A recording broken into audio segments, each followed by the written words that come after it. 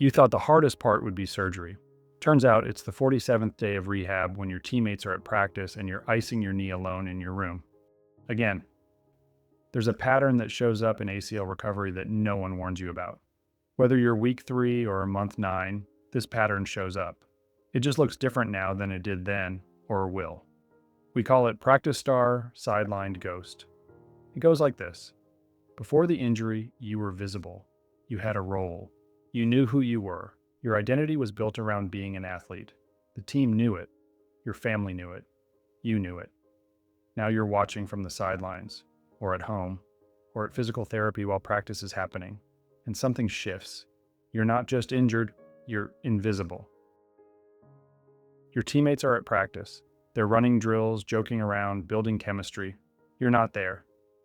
The group chat keeps moving. Inside jokes you're not part of. Plans you can't join. They text at first. How's your knee? Hope you're doing okay.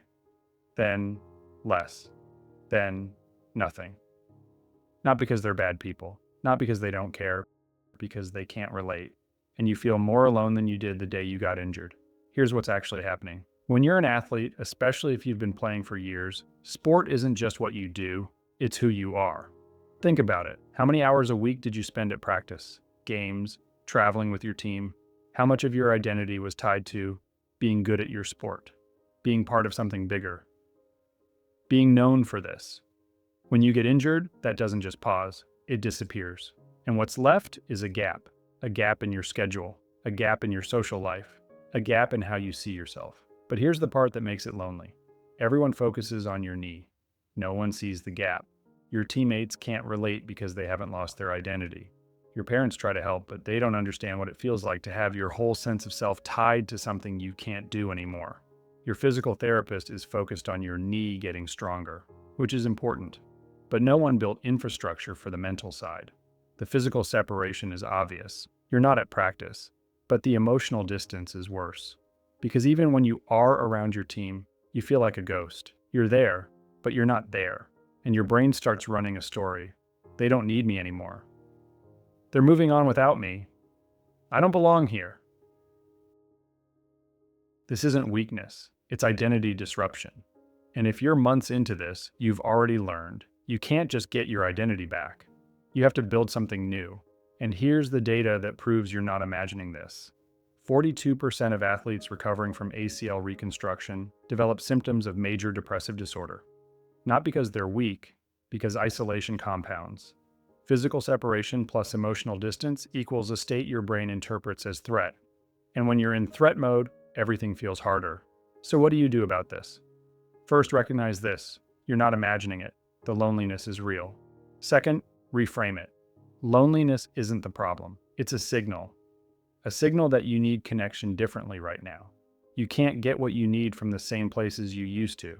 Your teammates can keep you connected to the team, but they can't understand the journey. So here are 3 small moves you can make. 1. Find your crew. ACL recovery groups exist. Online communities, local support groups, even just one other person who's been through this.